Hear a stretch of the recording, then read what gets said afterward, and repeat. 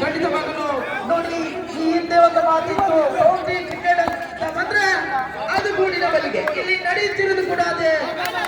ಗಂಟು ಸಂಪೂರ್ಣವಾಗಿ ಸಿಗ್ತಾ ಇದೆ. 5ರ ಮುಂದೆ ಬೇಕಾಗಿದೆ 3.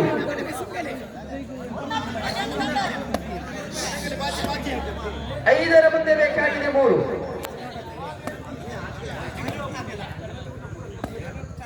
ದ್ವಿತೀಯ ಬಾರಿ ಆಕಾಲ ಎಸೆತ 1+1 2 ಸಿಗ್ತಾ ಇದೆ. ಪಂದ್ಯಾಕೂಟ ಸಮಬಲ.